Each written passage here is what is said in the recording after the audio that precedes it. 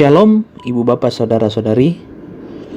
Kembali lagi pada hari ini kita akan bersama membaca dan merenungkan firman Tuhan dalam renungan harian dari Bukit Sion Makale, edisi Kamis 16 September 2021. Bacaan hari ini berdasarkan bacaan harian Gereja Toraja dari 1 Korintus pasal 2 ayat yang pertama hingga ayat yang kelima. Sebelum kita membaca kebenaran firman Tuhan ini, mari kita bersama meminta kekuatan dan hikmat dari Roh Kudus agar kita mampu memahami firman ini, terlebih khusus kita terapkan di dalam kehidupan kita. Mari kita berdoa.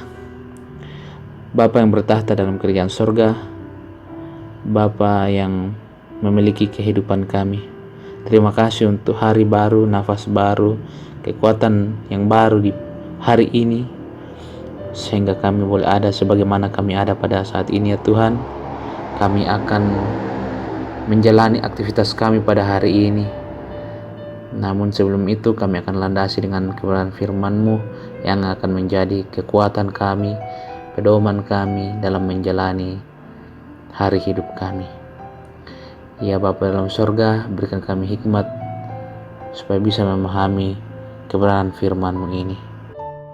Hati kami telah siap ya Tuhan. Di dalam nama Yesus kami berdoa. Amin. 1 Korintus 2 ayat 1 hingga ayat yang kelima. Firman Tuhan berbunyi, demikianlah pula ketika aku datang kepadamu, saudara-saudara, aku tidak datang dengan kata-kata yang indah atau dengan hikmat untuk menyampaikan kesaksian Allah kepada kamu. Sebab aku telah memutuskan untuk tidak mengetahui apa-apa di antara kamu selain Yesus Kristus, yaitu Dia yang disalibkan. Aku juga telah datang kepadamu dalam kelemahan dan dengan sangat takut dan gentar. Baik perkataanku maupun pemberitaanku tidak aku sampaikan dengan kata-kata hikmat yang meyakinkan, tetapi dengan keyakinan akan kekuatan roh, supaya iman kamu jangan bergantung pada hikmat manusia, tetapi pada kekuatan Allah. Amin. Ibu Bapak Saudara, dari bacaan kita di pagi hari ini diberikan judul Roh Hikmat yang Meyakinkan. Roh Hikmat yang Meyakinkan. Menghadapi lajunya perkembangan teknologi dan industri saat ini mengakibatkan timbulnya kecenderungan dalam banyak hal yang sangat menggelisahkan dan meragukan untuk diterima sebagai sebuah ajaran yang sehat dan benar. Lalu bagaimana menjaga kemurnian ajaran dalam situasi seperti ini? Dalam bacaan kita dari 1 Korintus 2 ayat yang keempat dikatakan, baik perkataanku maupun perbuatanku tidak aku sampaikan dengan kata-kata hikmat yang meyakinkan, tetapi dengan keyakinan akan kekuatan roh.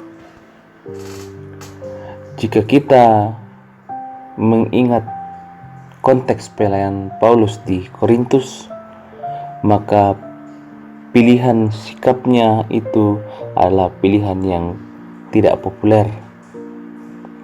Bagaimana tidak, Korintus yang dikenal dengan kota pelabuhan dagang, pusat budaya, serta berbagai kegiatan religius, sangat heterogen dan penuh dengan orang yang memiliki intelektual lebih.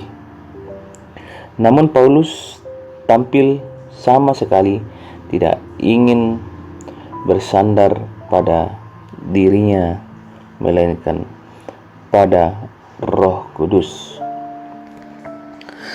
Pada ayat yang kelima dikatakan, supaya iman kamu jangan bergantung pada hikmat manusia, tetapi pada kekuatan Allah.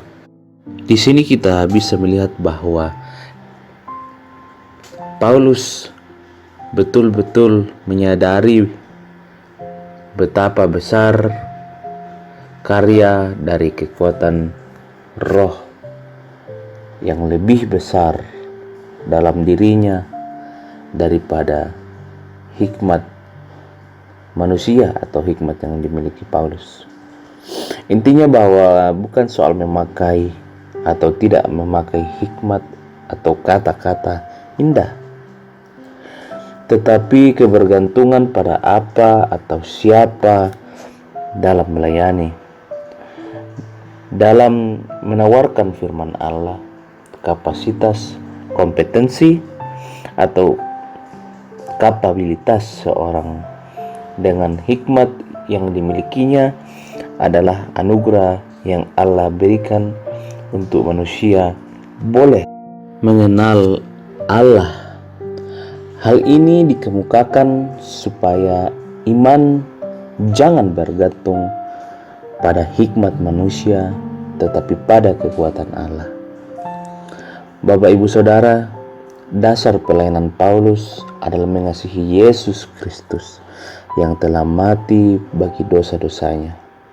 Karena itu, kita mesti sadar bahwa hikmat duniawi tidak akan bisa menolong kita untuk mengalami pembaharuan budi selain karena hikmat Allah di dalam Roh Kudus yang memampukan kita. Oleh sebab itu, tunduklah di bawah bimbingan Roh Kudus. Lakukanlah pekerjaan dan pelayanan sepenuh hati, dan biarlah Roh Kudus yang memerintah dan mengarahkan kita menurut kehendaknya. Amin. Mari kita berdoa. Bapa Sorgawi, Bapa yang mempunyai kehidupan kami mengucap syukur ya Tuhan untuk kesempatan ini kami boleh bersama mendengarkan kebenaran firman-Mu yang menjadi teguran bagi kami, pengingat bagi kami, bagaimana kami harus mengandalkan kekuatan Roh Kudus yang Tuhan sudah berikan kepada kami. Ajar kami untuk tunduk taat pada perintah Roh Kudus, bimbingan dari Kudus, untuk melayani Engkau dan menjadi berkat di dalam dunia. Saat ini ya Bapa, kami bersama berdoa bagi jemaat Tuhan yang akan bekerja pada saat ini. Kiranya apapun yang dikerjakan Tuhan buat berhasil. Jemaat Tuhan yang sedang mencari pekerjaan, Tuhan bukakan jalan. Khususnya pada saat ini, jemaat Tuhan yang mengikuti tes CPNS dan P3K, Tuhan menolong.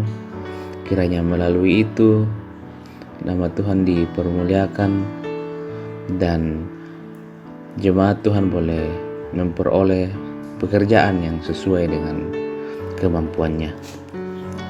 Bapa dalam surga, kami juga berdoa untuk jemaat Tuhan dalam pendidikan dari tingkat taman kanak-kanak hingga perguruan tinggi. Beri hikmat, beri kepandaian supaya boleh mengikuti proses belajar mengajar dengan baik dan ilmu yang diperoleh boleh dipakai untuk kemuliaan nama Tuhan.